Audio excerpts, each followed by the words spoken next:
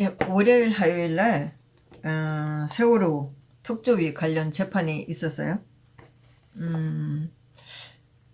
월요일, 화요일 재판을 두 번 다 가봤는데 화요일 날 굉장히 의미 있는 재판이 있었어요. 세월호 특별조사위원회 조대한 변호사의 책을 지난번에 제가 말씀드렸는데 이 책을 또 관련된 부분을 제가 좀 봤어요. 조대한 변호사가 쓴 책에 보면 세월호 특조위 관련이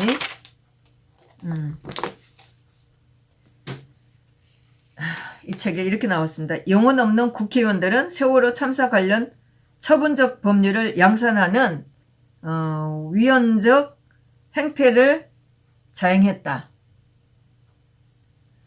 4월 16일 세월호 참사 진상규명 및 안전사회건설 등을 위한 특별법, 네, 이것이 조대한 변호사와 관련된 거예요. 2014년 11월 19일 공표 이하 세월호 특조위법이라 한다. 이것이 조대한 변호사와 관련된 건데 이거 말고 4월 16일 4.16 세월호 참사 피해 구제 및 지원 등을 위한 특별법, 이것이 2015년 1월 28일. 그 다음에 세월호 선체조사위원회의 설치 및 운영에 관한 특별법 2017년 3월 21일 공표. 사회적 참사의 진상규명 및 안전사회 건설 등을 위한 특별법 2017년 12월 10일 공포. 연달아 제정했다. 이렇게 네 건이 있으면서 결국은 지난번에 세월호 그 관련으로 더 이상 조사할 것이 없다. 이렇게 그냥 끝내버렸죠. 그런데 이제 이 첫 번째 했던 2014년 11월 19일 날 공표한 세월호 특조위법 이 건 가지고 5명이 조은선 장관 비롯해서 5명이 동부지법에서 재판받고 있다가 항소심에서 거의 다 무죄가 됐었잖아요. 중앙으로 와서 무죄가 된 사건이고 이 건으로 또 이제 조대한 변호사를 비롯한 9명이 재판을 받고 있는 이 재판이 월요일, 화요일 열렸어요. 여기에 화요일 날 제가 그 조대한 변호사가 의미 있는 조대한 변호사가 변호사들의 그 피고인 신문이 있고 나서 월요일 날은 그 검사들이 피고인에 대한 신문이 있었어요.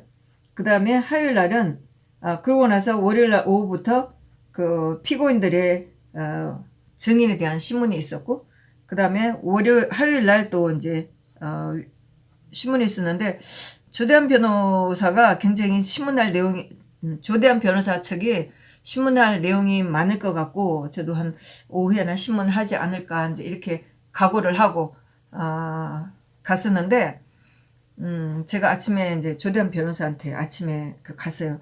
월요일 날은 이 법정에 건물이 이렇게 좀 떨어져 있었는데 화요일 날 재판에는 같은 층에 506호, 508호 이렇게 돼 있었어요. 그래서 제가 기다리고 있다가 조대한 변호사를 만나고 나서 신문을 하실 때 이런 걸 좀 알아봐 달라 이렇게 제가 말씀을 드렸어요.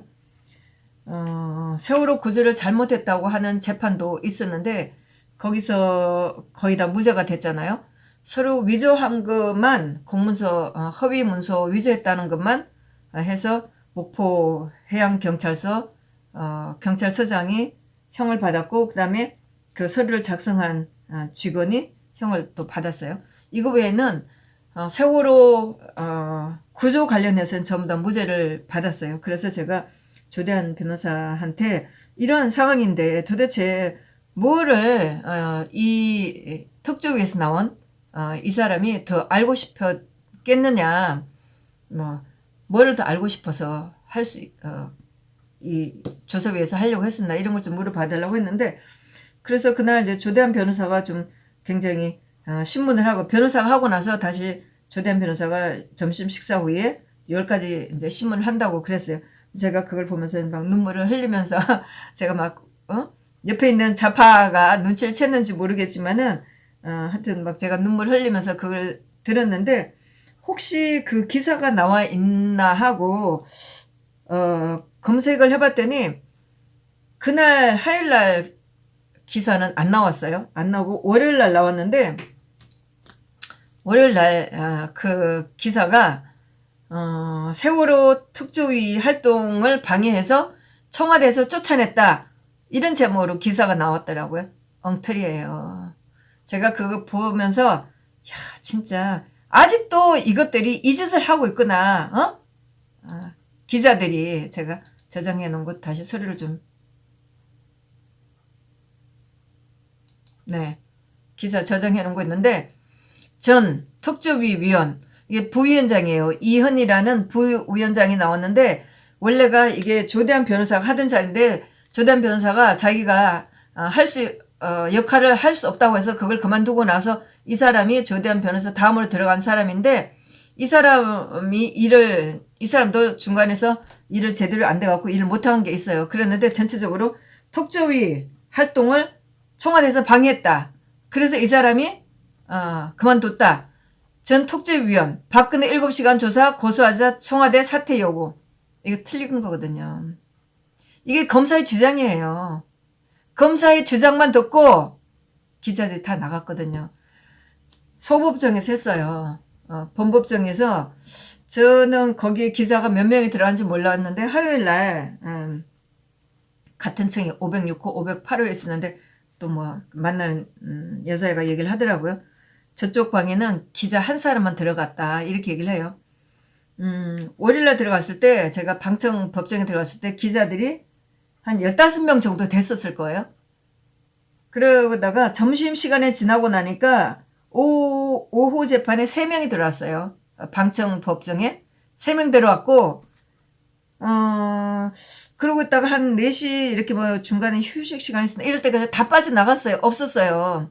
그리고 그 다음날 화요일날 재판에 중계법정에 508에 제가 들어갔을 때 기자가 3명 와 있었어요. 그러고 있다가 점심시간 이후에는 다 빠져고 기자가 없었어요. 한 명 있었나? 한 명 있다가 4시쯤에 다시 다 빠져나갔나? 없었거든요. 결국은 기자들이 하는 얘기가 검사들이 주장하는 것만 가지고 청와대에서 사퇴 요구 내용은 아니었거든요. 저도 그날 월요일날 재판을 보면서 이 사람이 계속 7시간 얘기를 했어요. 7시간 자기는 조사해야 된다고 한다 계속 이렇게 얘기를 했어요. 검사들이 신문할 때도 그 얘기를 했었고 피고인의 변호사들이 한 3명인가 이렇게 신문했을 때도 자기는 계속 7시간 해야 된다고 했었다 이렇게 얘기했는데 제가 그때도 뭐야 특조위가 한다는 게 박 대통령 7시간 조사하는 게 목적이었네. 제가 그날도 굉장히 이제 분노를 하고 있다가 화요일날 재판이 될 때 제가 조대한 변호사 아침에 가서 이런 걸 물어봐달라.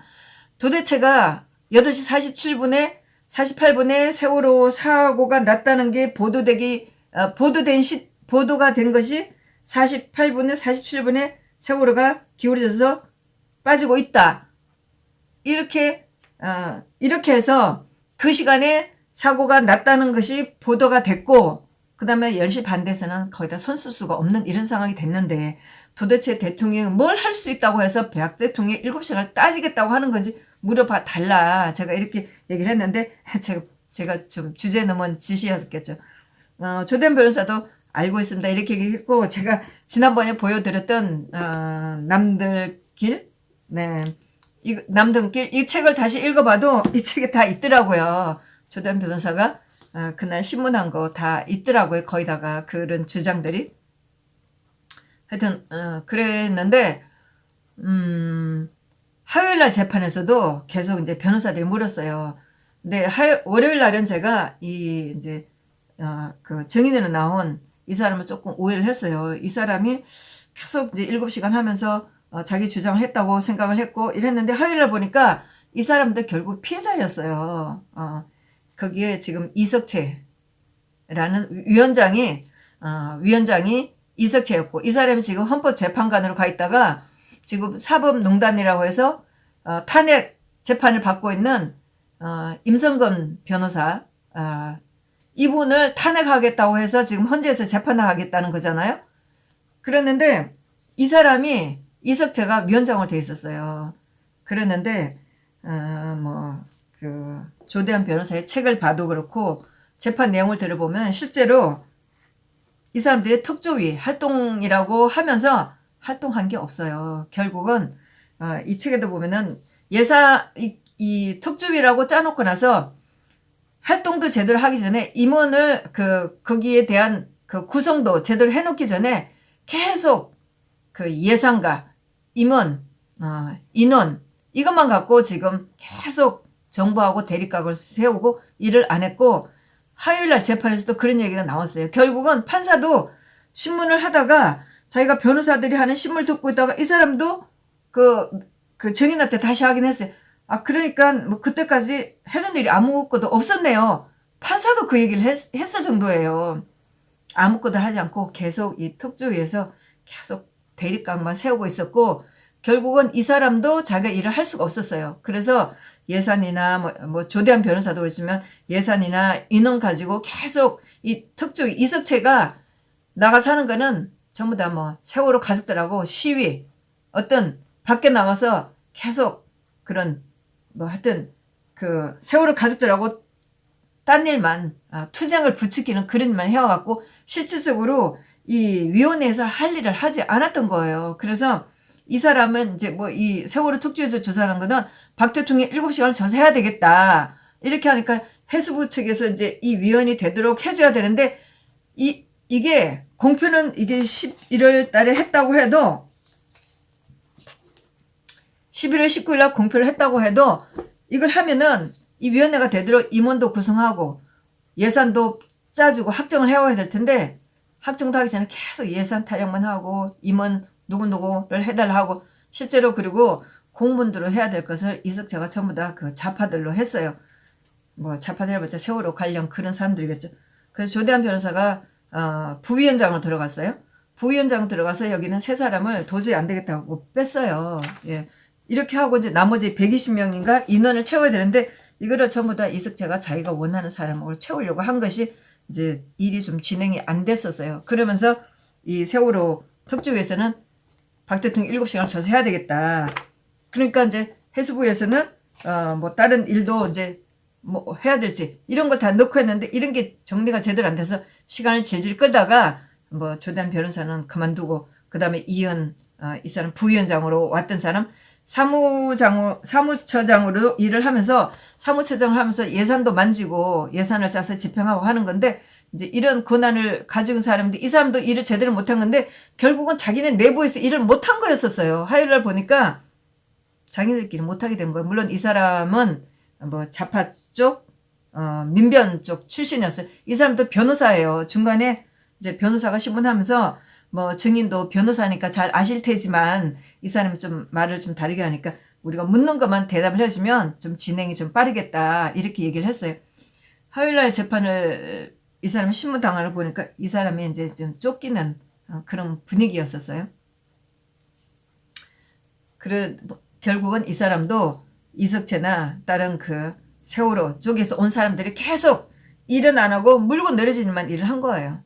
그러니까 이 사람도 이제 해수부 쪽하고 얘기를 하면서 박 대통령이 7시간을 조사를 해야 된다. 이런 게 통과가 안 되면 일을 할 수가 없다. 이런 얘기를 했어요. 그 뭐 사퇴도 불사한다. 이런 얘기를 했는데 이 사람 얘기는 월요일 날도 그렇고 화요일 날도 그렇고 내가 사퇴도 불사한다고 얘기했지만 나는 사퇴를 할 생각은 안 했다. 이렇게 얘기를 하는 거였었어요. 말이 바뀐 건지 증인으로 나오니까 바뀌었는지 어쩐지 모르지만 이제 태도가 좀 달라진 거예요.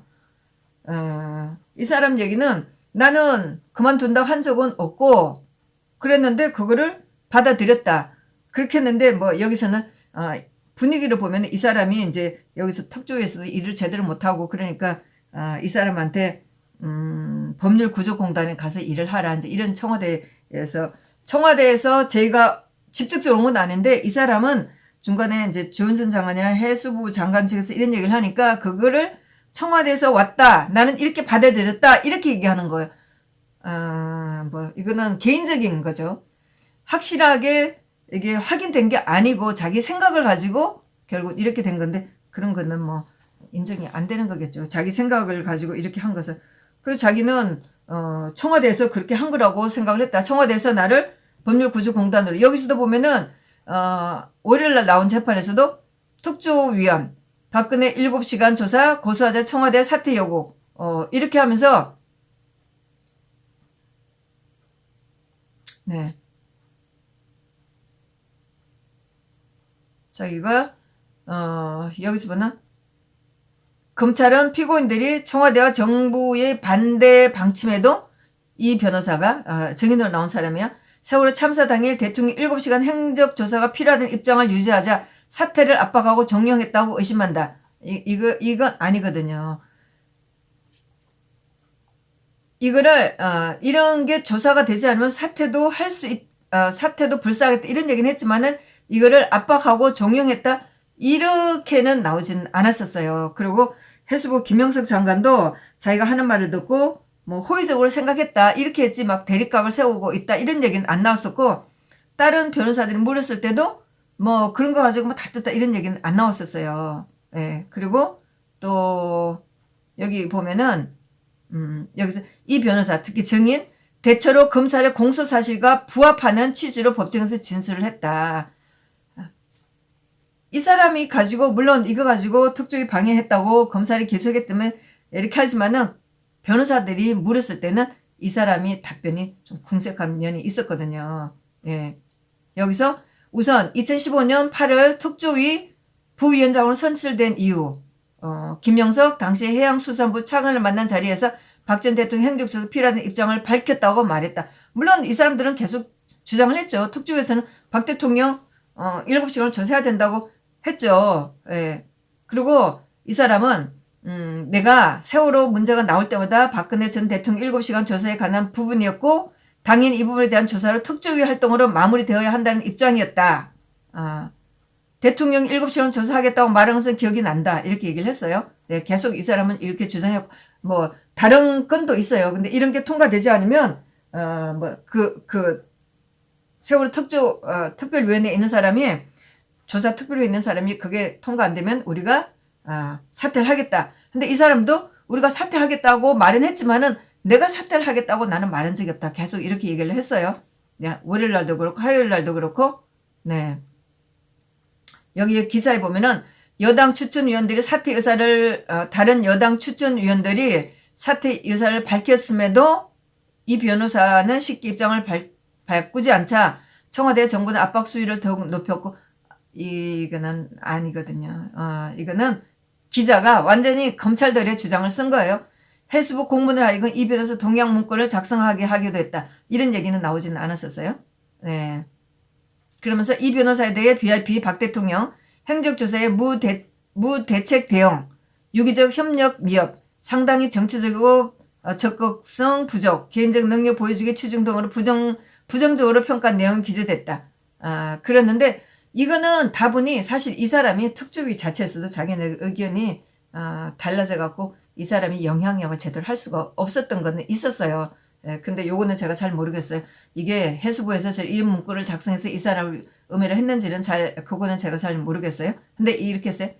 이 변호사는 이에 대해서 어제 정의를 나온 사람이 당시에는 몰랐지만 나중에 와서 생각해보니 특조위 파견 공무원들이 저에게 항명하거나 이행을 안 했던 것도 이런 분위기 때문이었던 것을 이해했다.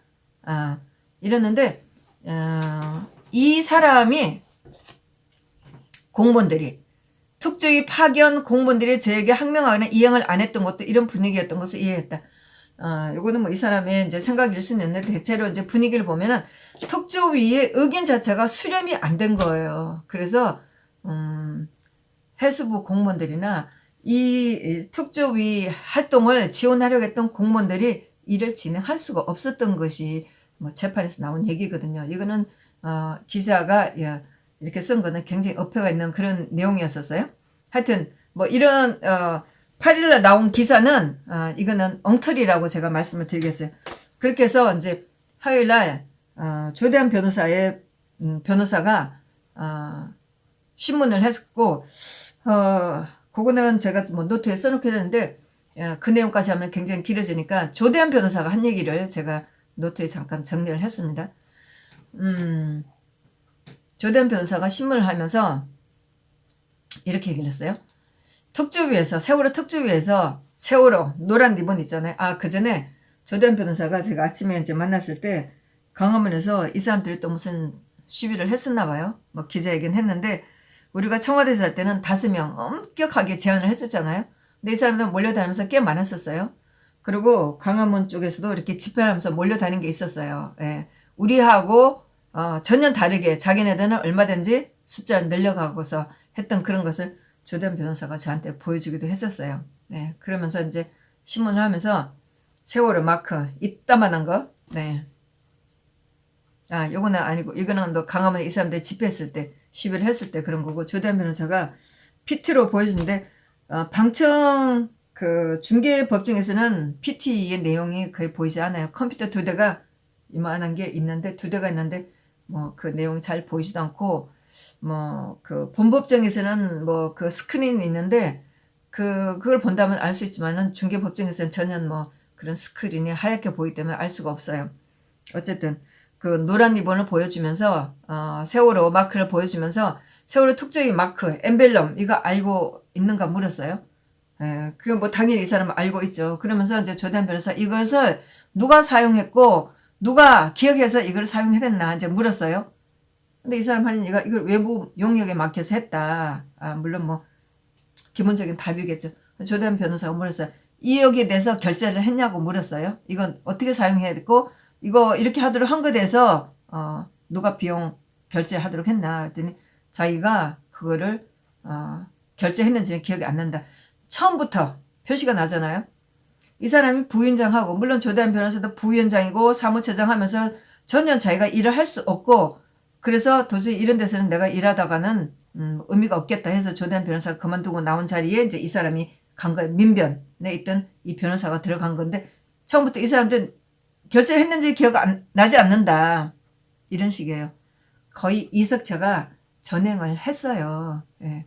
그래서 조대한 변호사 이렇게 물었어요. 저는 부위원장인데 정결 권한에서 배제된 권한 행사 못한 거였고 뭐 제가 중간에 못 받아준 것도 있어요. 특조위에서 어떤 의미 있는 결론을 낼 수 없겠다 해서 그만두었다. 그 정의는 어느 정도 결재권이 확보되는 등 내가 사퇴한 이유로 인한 부수적인 효과인지는 모르지만은 증인의 증언을 쭉 들어보면 저와 처지가 크게 달라진 부분이 이게 긍정을 했는지 뭐 했는지 잘 모르겠어요. 근데 좀 달라진 부분이 크게 있다고 했는지 이게 보여지거든요. 뭐 이렇게 얘기를 했어요. 그랬는데 이제 이 사람은 자기는 제가 부위원장으로 또 그 사무처장으로서 일을 하면 어떤 뭐 가시적인 성과가 있을 거다 이렇게 해서 나는 계속 내가 그만두지 않고 일을 하겠다 이렇게 했던 사람이에요. 그래서 조대한 변호사가 그럼 증인은 희망적인 기도를 계속 근무를 하겠다고 증언을 했다. 근데 이거 뭐 청와대에서 뭐 일 못하게 해서 뭐 쫓아냈다고 해서 이게 지금 집권나면 권리행사 방해로 걸리는 고소건이거든요. 그래서 저는 불가능하다고 보는데 구체적으로 어떤 희망이 있다고 봤나 이제 물었어요. 그래서 이 사람이 활동 기간 내에 가능한 한 참사의 원인에 대한 진상 규명이 이루어지고 가장 논란이 됐던 대통령 7시간 정말 주구장창 7시간이에요. 7시간에 대한 부분에 대한 마무리하는 식으로 된다면 그럼 의미 있는 결과를 낼 수 있을 거라고 생각을 했다. 근데 이 사람이 답을 했어요. 그래서 또 조대한 변호사가 물었어요. 부위원장으로서 그리고 사무처장으로 그날 제대로 할 수 있다고 생각을 했나? 증인이 어느 정도 행사할 수 있을 거라고 기대를 했다. 상당히 방해를 받았지만 이 방해가 사실 이게 공무원들한테 청와대 쪽이 방해가 아니거든요. 자기네들 내분이 이 의견이 일치가 안 된 거였어요. 그럼에도 불구하고 따를 수 있는 것은 해보겠다고 생각을 했다. 이렇게 얘기를 했어요. 그 증인께서 또 조대한 변호사가 세월호 참사에 대해 피고인이겠죠. 조대한 피고인이에요. 세월호 참사에 대한 정부 대응, 대통령의 행적, 7시간 이렇게 표현을 했는데 이 세 가지 중 뭘 조사하려고 했나? 응? 그러니까 이제 또 변호사가 이제 그러니까 이 증인이 물었어요. 마무리 조사 부분에 대통령이 7시간 그 부분에 대한 조사를 마무리에 가서는 해야 된다고 생각했다. 왜냐하면 그 부분에 여러 가지 논란이 있고 여러 주장이 있기 때문에 그것은 지금도 이제 대통령 세월에 대한 대응, 정부의 대응, 응? 아니면 뭐 해당 관청, 거기서 내부적인 수사로, 이것도 제가 못 받아서, 거기 행적조사에 관한 내용이 있고, 7시에 대한 내용이 있고, 하여튼 어쨌든 7시에 대한 내용을 거기 세월호 보고 사건을 듣고 거기에 어떻게 대응을 했나, 청와대 내에서 어떻게 했나, 아니 도대체 뭐 10분도 아니라 뭐 1시간 단위로 보고해라고 낸 것도 있는데 하여튼 자기네들은 주구장창 7시간을 조사하겠다는 거예요. 이렇게 얘기를 했어요. 그래서 또 조대현 변호사가 얘기하는 중에 파벌주의다 뭐 이렇게 얘기한 거 있었어요. 뭐 자기네들 그런. 그래서 그것을 조사하라는 것은 법적 책임에 관한 것인가, 정치적 책임에 관한 것인가. 박 대통령에 대한 7시간 이거 자기네들이 뭐 내부적으로 좀 의견 차이도 있었지만은 그렇게 7시간을 조사하자고 한 것은 법적 책임에 관한 것인가, 정치적인 책임에 관한 것인가, 전곡을 찌르는 질문을 했어요. 이 사람 이제 말이 궁색해지죠. 그래서 뭐 그것은 뭐 기본적으로 대통령으로서는 국민의 생명권과 안전에 대비한 최고권자로서 뭐 하여튼 이건 잘못 이양되었습니다. 그런데 그럼에도 불구하고 기본적으로 대통령으로서의 생명권, 안전에 대비한 최고 책임자의 전후에 그 후에 9.5 서울로 참사가 발생했다는 것이 있어. 말이 이제 막 궁색해지는 거죠.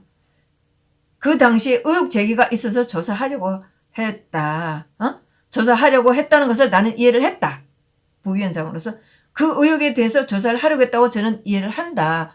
자기가 부위원장으로서 위원장하고 의견 일치를 봤다면, 박 대통령이 7시간을 정말 조사해야 된다고 한다면 강요가 얘기하죠. 그 의혹에 대한 조사를 하려고 했다고 저는 이해를 한다. 자기네들끼리 의견 일치가 안 된 거였어요.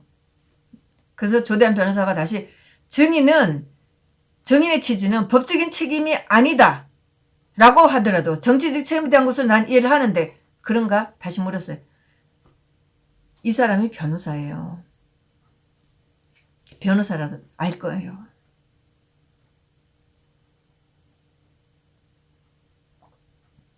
이것이 박 대통령이 사고에 대한 법적인 책임을 질 수 없다는 것을 이 사람은 알 거예요. 변호사니까. 응? 그러니까 그러면 정치적 책임에 대한 것을 난 이해하는데 그런가? 조대한 변호사가 피고인이 다시 물었어요. 이 사람이 박 대통령 탄핵 때까지 결국은 정치적인 책임, 박 대통령 정치적 책임을 지어갖고 헌재에서도 국회에서도 탄핵 소추안 발의할 때도 이렇게 했고 헌재에서도 했었잖아요. 법적인 책임까지는 아니더라도 저는 이해를 하고 뭐 또 이렇게 얘기를 했어요. 그래서 조대한 변호사 그러면 정치적 책임을 조사하라면 뭔가 또 이렇게 물었어요. 그러니까 또 이 사람이 그게 아니고 또 이렇게 얘기를 했어요. 아니고 이거를 굉장히 강하게 얘기를 했어요. 이후에 여러 가지 발생된 내용에 따라서 결국은 법적 책임의 문제보다는 헌법이나 법률 위반보다는 뭐 저도 잘 모르겠어요. 이후 대통령으로서 정책 책임의 문제로 사실관계 조사 뭐 이런 얘기를 했어요. 이러니 자기네들도 양심이 있으니까 이석채도 뭐 변호사니까 그래서 지금 헌재 들어가서 임성근 그 판사를 다시 탄핵하겠다고 그러고 있는 거 아니에요?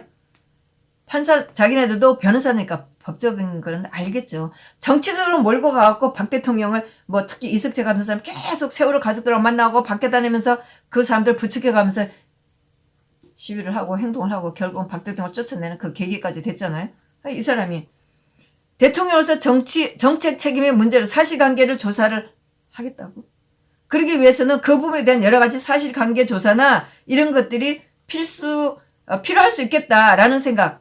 이때는 제가 목소리가 기어 들어간다는 말꼬리가 내려간다는 좀 이런 게 중요하죠. 저한테는 제가 이런 것도 표시를 했어요. 자기의 논리가 약해지잖아요. 어차피 어쨌든 이 사람 민변이니까. 네. 그래서 네, 물론 뭐 조대한 변호사는 당시에 변호를 하고 있다가 여기 들어갔는데 이 사람이 조대한 변호사가 박 대통령 2020년 선거할 때 이때도 좀 같이 일을 하고 그랬던 사람이더라고요. 그래 뭐 박 대통령 측에 가까운 사람을 넣었다가 이 사람이 그만뒀으니까 이제는 또 좌파들 쪽 민변 쪽에 사람을 집어넣겠죠. 네. 그래서 조대한 변호사가 이 사고는 보고 과정을 거치는 개통적인 절차를 밟는 대통령의 책임을 의미하는가? 대통령의 독자적인 책임을 의미하나? 또 물었어요. 그러니까 증인이 이제 무슨 의미인지 모르겠다. 이렇게 얘기를 했어요. 조대한 변호사가 또 이렇게 했어요. 저는 이때 이제 눈물을 막 찔찔 짜기 시작했어요. 막 휴지를 꺼내갖고 눈물을 막 닦기 시작을 했어요. 조대한 변호사가 사고가 났으면 현장 조치하는 사람이 있고 상급 부서가 있고 상급자가 있고 그렇게 해서 뭐 123 경장 이거 구조선이에요. 저도 잘 몰랐지만 또 자료 읽어가면서 123 경장이라든가 목포해양경찰서 또 그 다음에 서해지방해양경찰서 해경청 중대본 장관 국무총리 대통령 순으로 보고체계가 되어 있고 지휘체계는 그 역순으로 되어 있다. 저는 이때 정말 눈물을 많이 흘렸어요. 제가 세월호 보고시간 30분 이거 가지고 김기춘 실장, 김관진 장관, 김장수 장관 이 세 사람 재판받고 있는 재판 있잖아요. 이것이 2017년도 그때 9월이었나 10월달인가 임종석이가 캐비넷 문건이라고 나와갖고 흥분해가면서 흔들었던 그 문건 세월호 보고시간 잘못했다고 하는 그 시간 세월호 보고가 9시 반에 보고가 됐는데 10시에 발표를 했다. 이렇게 했던 거. 그러면서 청와대에 사고가 9시 반에 보고가 되면 박 대통령한테 올 때 헐레벌떡 뛰어가서 얘기하나요? 뭔가 문구를 만들고 뭔가 만들어야 될 거 아니에요. 박 대통령한테 올리는 문건이니까. 아니 대통령한테 올리는 문건이니까. 그런데 그거를 9시 반에 보고가 됐는데 왜 10시 보고를 10시 발표를 했냐 보고를 했냐 응? 그랬는데 실제로 뭐 조대한 변호사도 여기 이제 책을 썼어요. 임종석이가 나와서 이거 들었던 거 시간 30분 조작했다. 그래서 정말 기가 막히게 이런 재판을 바꾸는데 여기서 그랬어요. 실제로 그 재판에서 보면 9시 17분인가 15분인가 이때 보고가 들어왔어요. 그래서 김장수 장관이 뭐 비서실에다 연락하고 비서실에서 박 대통령한테 이제 연락하고 이런 과정이 쭉 나오는데 조대한 변호사가 이 얘기를 한 거예요. 저는 이제 그래서 그런 재판을 생각하면서 눈물을 막 찔찔 짜고 휴지를 꺼내갖고 완전 닦고 그랬죠. 상급자가 있고 뭐 상급 부서가 있고 상급자가 있고 이렇게 해서 1, 2, 3 경장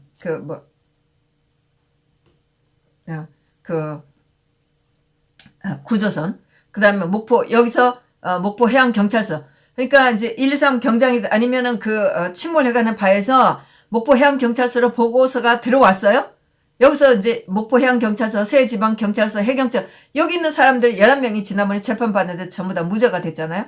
이 사람들이 사고 현장에서 보고가 제대로 안 와서 또 퇴선 명령을 내릴 수 있는 사람은 선장밖에 없는데 현장 상황을 잘 모르니까 퇴선 명령을 할 수가 없었다.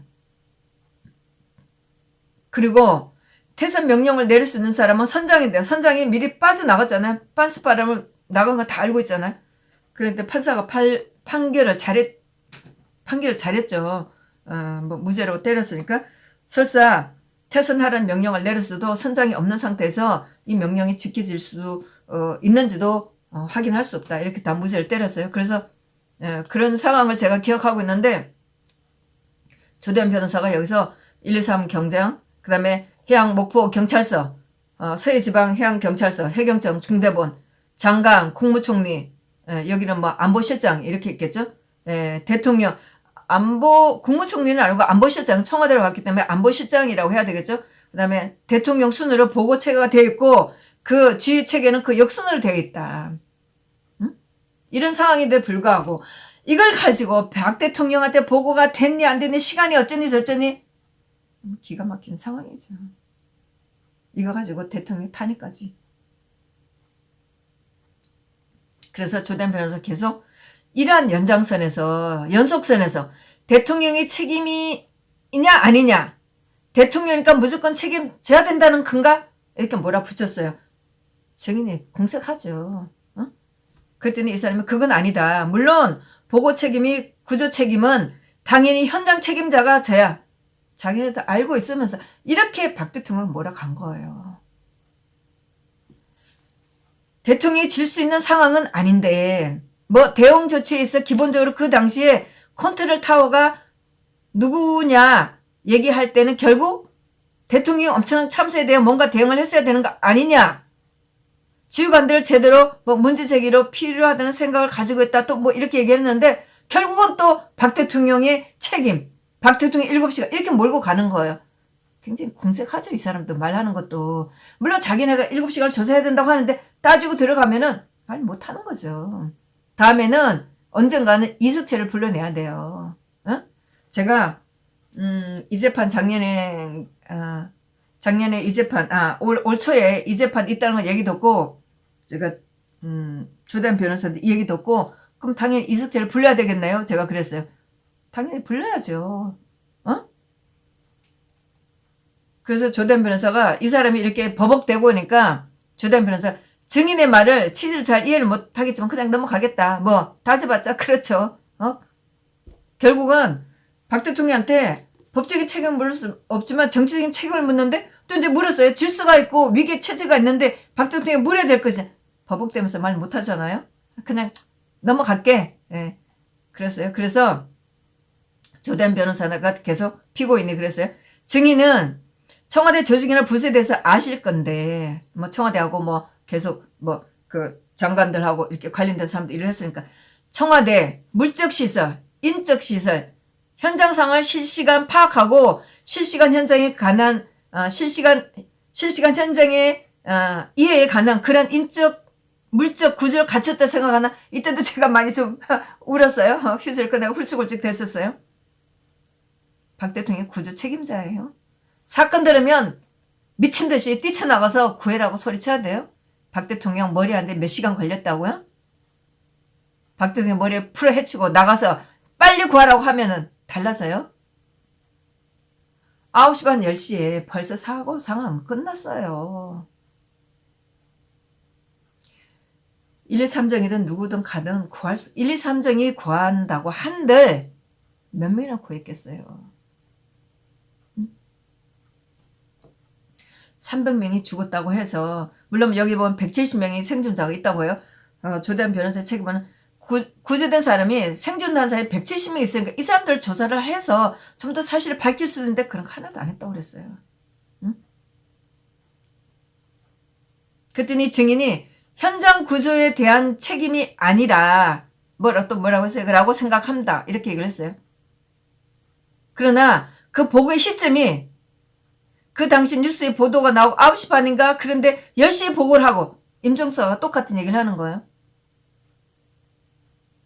아니, 박 대통령이 인적 시설, 물적 시설, 현장 상황을 실시간 파악하고 실시간 현장에 관한 그런 인적, 물적 구조를 갖추고 있다고 생각하는 청와대에 박 대통령이 9시 반에 그걸 받았던 10시에 받았던 어쩌라는 거예요. 이런 위계 질서가 있으니까. 아니, 거기서 목포해양경찰서, 서해지방해양경찰서, 해경청 중대본 다 있어요. 현장에 가까운 사람들이 먼저 해야죠. 끝까지 이 사람은 뭐 저도 이해를 하겠어요. 네, 증인이 나와서 이렇게 얘기를 했어요. 뭐 8일날 나온 기사가 엉터리라는 얘기를 제가 말씀을 드리는 거예요. 제가 현장에 있었기 때문에. 네, 재판 장에 있었기 때문에. 9시 반인가? 그런데 10시에 보고를 하고 그때까지 보고 늦은 건 문제 제기가 뭐 또 뭐라는데 제가 다 문장을 다 못 적었어요. 그 위에 문제 제기가 대단히 한구령이 있어도 말 못하겠다 하는 얘기가 실제인지 뭐 보고나 지시가 제대로 이루어졌다는 거지 이런 부분에 대해서 객관적인 확인이 돼야 한다고 이루어져야 한다고 생각을 했다 이런 얘기를 했어요. 잠깐만. 네. 그래서 이런 부분이 객관적으로 유족으로서 해명이 돼야 된다고 생각했다. 참. 그래서 조대한 변호사 또 이랬어요. 증인은 어차피 정치적 책임적으로 말을 하는데 이러한 질문이 의미가 없을 수도 있지만 만약에 법적 책임에 대한 그라면 이 사건은 부작위범? 이거는 제가 이해를 못하겠어요. 네, 얘 문제이다. 부작위범에 대한 문제? 이미 대통령의 부작위에 대해서 밝혀진 마당에 무엇을 더 조사하겠다는 필요성이 있다는 건가요? 또 이렇게 물었어요. 이때도 제가 정말 세월 사건 박 대통령이 책임 물을 때마다 너무나 궁금했고 너무나 억울하고 보냈던 거 이때도 제가 눈물을 또 막 찍었죠. 그때는 증인이 어느 측에서 부작위에 대해서는 확인이 되었습니다. 얘기했어요. 그러나 그 부분에 대한 조사를 해야 하는 거고 계속 또 우기는 거예요. 그 위에 또 이 사람 또 말이 좀 헷갈렸어요. 탄핵 사건에 나와서 결국 자기네들 탄핵 사건까지 몰고 간 거는 악의적인 거죠. 하여튼 이 사람은 그랬어요. 탄핵 사건에서 나왔고 이 시점에서 계속 말을 물고 늘어졌죠. 그러면서 이 사람이 법률 위반이나 헌법상 형사적인 문제가 있는지가 아니고 그 당시 어떤 문제가 있었고 법적으로 아무 문제가 안 된다는 걸 알고 있으면서도 제 개인적으로 생각 정치적으로 몰고 갔다는 생각밖에 저는 안 들어요. 알고 있잖아요. 법률 위반이나 헌법적 물론 세월호 관련해서도 헌재에서는 이거 가지고 박 대통령에 대해서 뭐라고 내리지를 못했었어요. 못했다고 저는 기억을 해요. 법률 위반이나 헌법상 형사적인 문제가 있는 게 아니고 그 당시 어떤 문제가 있었고 그 대응이 제대로 됐는지 따져봐야 되는 조사를 해봐요. 해봤자 똑같은 얘기를 하겠다는 거예요. 이렇게 법정에 나와서 버벅대긴 했지만 계속 이거 가지고 박태웅 7시간 판사가 들으니까 알겠죠. 계속 정치적으로 이용해왔다는 거. 확실하게 이날 법정에서 확실하게 저는 이 사람들이 얼마나 정치적으로 이용했는지를 저는 증명이 된 그런 순간이었다고 생각하는데 아쉽게도 기자들이 없었다는 거 아닙니까? 본법정에 한 사람 배치된 그 기자가 들어가 있었는지 모르지만은 이쪽에 중개법정에는 없었다는 거예요. 제 노트를 제가 다시 한번 보겠습니다.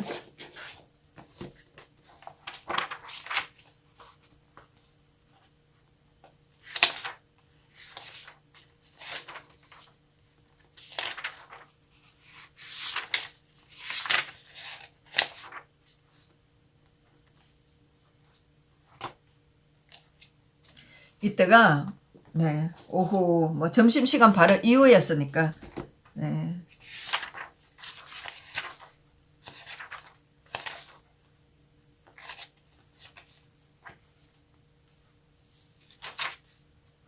기자들 표시는 제가 안 해놨는데 오전에 3명 들어왔다가 기자들이 없었어요. 하여튼 그렇습니다. 그래서 조대한 변호사가 본인이 세월호에 대한 이 사람이 이 증인이 이런 세월호에 대한 칼럼을 좀 썼었어요. 그래서 세월호에 대한 칼럼을 썼었고 그것을 대통령이 보시고 조현선 장관을 통해 칭찬하시고 그 칼럼 7시간 정부의 대응이 있었나 이렇게 했는데 이거를 박 대통령이 보셨다는 얘기가 아니고 조현선 장관이 전화를 해와서 잘 읽었다 이런 얘기가 있었는데 이 사람 생각은 그거를 박 대통령이 읽고 하는 얘기인가 보다 라고 자기가 생각을 했다고 하는 거였어요. 그래서 이 사람이 또 이제 여기에 대한 답으로 그런 게 정부의 대응이 7시간 이 사람이 쓴 칼럼에 정부의 대응이 7시간에 대한 게 있었나? 그러니까 이 사람이 그런 게 아니고 유가족 측에서 수사권을 달라고 주장하는 것이 내가 문제 제기한 거다. 하여튼 유가족이든 이석재 그 위원장이든 지금 헌재에 가 있는 그 사람이든 계속 7시간을 조사해야 되겠다고 했으니까 이런 하여튼 유가족들이 이거를 조사를 해달라고 세월을 가지고 있는 특권을 가지고 있는 층이니까요. 그래서 조대한 변호사가 사임한 또 김영석 이 사람이 자기가 사임한 조대한 변호사가 자기가 사임한 후에 김영석 장관을 우연히 만나서 7시간 조사의 위헌성에 대해서 얘기를 나눈 적이 있었다. 그랬더니 김영석 장관이 내 의견서를 만들어 달라고 해서 주었는데 내 의견서를 보거나 준 적이 있나? 이렇게 물었어요. 이 사람 없다고 그랬어요. 아마 그랬으면 조대한 변호사가 지금 법정에서 10가지 질문한다고 했던 이 얘기가 아마 들어갔었을 거예요. 예. 그래서 다시 조대한 피고인이 증인은 관련성을 많이 얘기를 했는데, 제가 판단한, 검토한 바에 따르면, 또 여기 조금 제가 문장을 못 썼어요. 어느 정도 관련 정도, 입증 정도를 말한다고 이해했다. 요거는 제가 다 못 적었네요. 그와 관련해서 대통령과 이 사건 사고의 혐의가 입증 정도가 연결시켜서 또 뭐라고 했는데 제가 못 적었어요. 증인이 또 이제 그 위원장을 했던 그 사람이 얘기를 했어요. 전체가 범죄 사실에 해당되는 거라고 말하는 게 아니고, 이 사람이 이제 쫓기는 분위기죠. 참사 발생이 됐고, 위에 또 보고가 됐고, 그것에 대해 대응하는 그 일련의 과정에서 대통령으로서 그 부분에 대한 것을 제대로 하지 못했던 거 아니라는 문제가 제기돼서 계속 해왔던 얘기죠. 그 부분에 대한 조사가 돼야 되고, 확인되어야 한다는 거다. 아니, 대통령이 1시간 단위, 10분 단위 냈잖아요. 안 냈잖아요. 청와대에서 자기네가 집무실까지 들어가고 박 대통령 그 사생활적인 그런 방해까지 들어가고 홀라당 다 조사해야지만 이 사람들은 지금 직성이 풀린다는 거 아니에요. 조사되고 확인되어야 한다. 그렇다면 거기서 관련성 문제가 나와서 이후에 진상조사가 이루어져야 된다고 말하는 거다. 청와대까지 홀라당 다 들어가서 비서실 다 들어가 보고 박 대통령의 그 개인적인 공간, 관저에 들어가서 다 해보고, 그래서 여기서 거기까지 보고되는 시간이 어떻게 되냐, 전화로 어떻게, 홀라당 까보겠다는 거 아니야, 그걸 가지고, 머리 손질하는데 도대체 몇 시간 걸렸나, 미용사를 불러놓고 따져보겠다는 건가요? 이런 식인 거죠. 다 나와 있는데. 얘기했듯이 이 위기 체계가 있고, 거기서, 인적, 물적 자원이 청와대에 있는 것도 아니고, 사고를 어떻게 컨트롤 할 수 있는 것도 아닌데, 자기네가 다 조사를 해보겠다는 거. 이렇게 얘기되니까 판사가 이제 증인은 답이 궁색히 쥐고 있잖아요. 쫓기는 분위기를 하고 있잖아. 그러니까 판사가 이 사건 기소된 내용이 아닌 것은 묻지 말라. 이렇게 하고 넘어갔어요. 예. 이렇게 해서 중요한 것은 물어봤자 월요일날 나온 거나 화요일날 나온 거나 계속 박 대통령 7시간에 별거 없는, 결국은 정치적으로 박 대통령을 패대기 치겠다는 거였어요. 특히 이석철이라는 사람, 아니면 세월호 가족들, 이런 거였었어요. 그런데도 기자들이 8일날 검사들이 주장하는 그 내용만 가지고 청와대에서 압력을 넣어갖고 이 사람을 내쫓았다? 아니거든요. 이 사람은 자기네 내부끼리 특조위를 해놓고 사실 일을 안 했어요. 자기네 내분끼리. 결국은 박 대통령이 7시간 이거 가지고 얘기를 했고, 당연히 청와대에서는 이걸 가지고 조사할 것도 없죠. 박 대통령이 보고를 받고 결국은 오후에 중대본으로 가려고 했는데 중대본에 그 청와대 사건 난 것도 있었고 중대본에 나가 본들 벌써 9시 반 10시에 사건 종료가 됐는데 대통령 뭐라고 얘기를 하냐고. 그 위로 그 아이들을 구조한다고 다이빙 베리니 머리는 했지만은 안 되는 거였어요. 구조할 수 없는 상황이었었어요. 물론 그렇다고 포기를 할 수 없었다는 건 이해를 하지만은 그렇다고 그것이 박 대통령의 책임이라고 해서 오늘날까지 물고 늘어지고 있는 거 정말 동의를 할 수가 없죠. 물론 그날 월요일날 그 중개법정에도 5명밖에 안 들어갔었어요. 저하고 또 아내하고 들어갔고 3명은 저쪽이었었고 그랬는데 의외로 사람들이 저쪽들이 오지를 않아서 저도 9시 40분부터 표를 준다고 하는데 9시 한 35분에 도착했는데 저도 표를 받았어요. 그리고 화요일날은 좀 또 일찍 갔었어요. 그래서 표를 받았는데 의외로 그 매달 오는 그 세월호 그들이 오질 않았었어요. 그래서 508호에 들어가서 이제 재판을 받는데 나중에 9시 10시가 다 돼 가고 나서 그쪽에 변호인이란 여자하고 또 맨날 오는 그 가족하고 왔는데 당연히 못 들어갔죠. 못 들어갔는데 오후에 화요일날 오후에 이 표를 못 받은 이 사람들을 또 법정 직원이 또 들여 보내주더라고요. 뭐 오전에 없을 때도 문을 열어놓고 밖에서 그 재판 중계 법정에서 나오는 소리를 다 듣게 하고 오후에는 기어이 자리에 들어오게 하더라고요. 제가 월요일인지 화요일인지 모르는데 기자들이 다 빠져버려갖고 아마도 화요일이었나? 앞줄에 기자석이 다 비어서 제가 앞줄로 갔었어요. 그때 법정 직원이 오더니 저보고 기자냐고 물으면서 아니라면 제자리로 돌아가라고 그랬어요.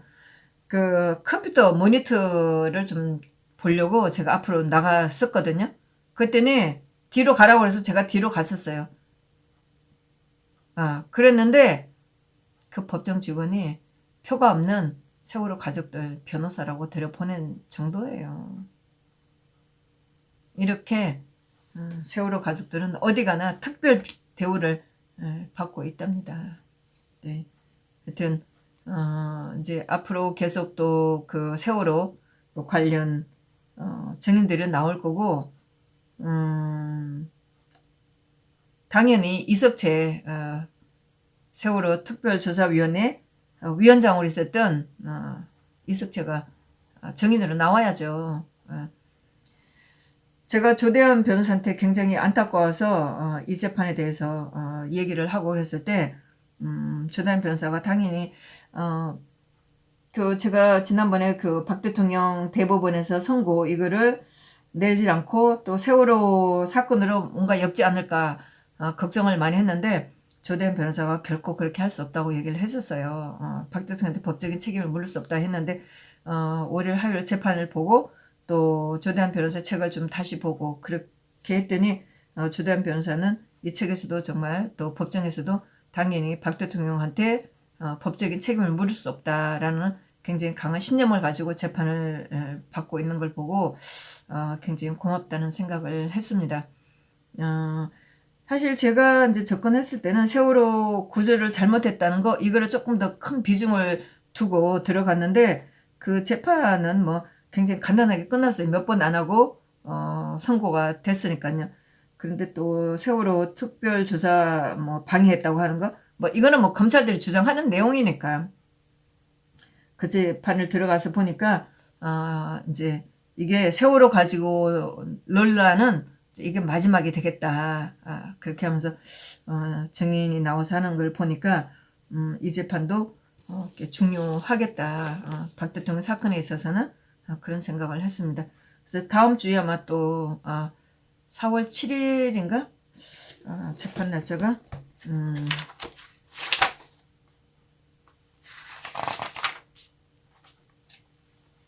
네 4월 5일, 6일, 7일, 3일로 잡았네요. 네. 그래서,